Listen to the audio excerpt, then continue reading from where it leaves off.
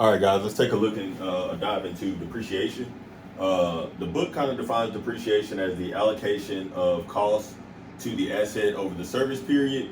The way I kind of look at it is it calculates the decrease in the asset value in the asset's value over the useful life of the asset, right? So if we say this asset has a 10-year useful life, each period that value of that asset is going to decrease that you have it, right? So if you have you have this asset, let's say you have a MacBook, right? MacBooks typically last like what 5 to 7 years. Um, let's say year three, that MacBook value is not the actual value that it was when you purchased it. The way we recognize that decrease in the asset's value is through depreciation.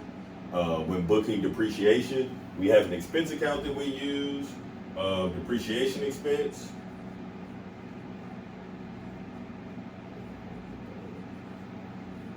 And then to offset the asset, we do not decrease the asset per se.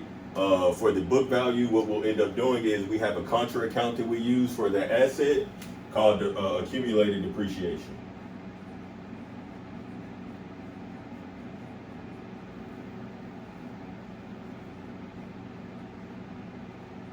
So similar to how it was when we looked at the AR accounts, right? And we had our AR and our allowance to come up with that net balance. That's the same thing we essentially have here, right? So you'll have a building. Let's say you have a building that you own that is worth 300,000.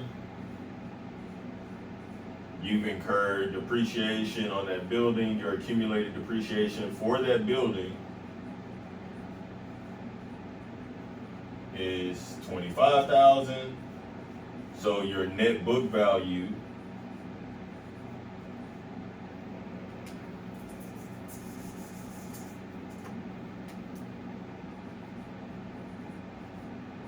of that asset is 275,000, right? So that's how we capture. We use accumulated depreciation and depreciation to capture that expense related to that asset and that decrease in value related to the asset.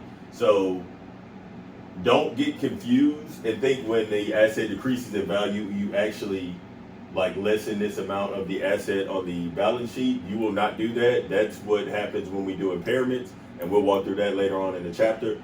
But all the depreciation sits in the accumulated depreciation for that asset, and then you subtract out the accumulated depreciation from the original book value to come up with the net book value for an asset.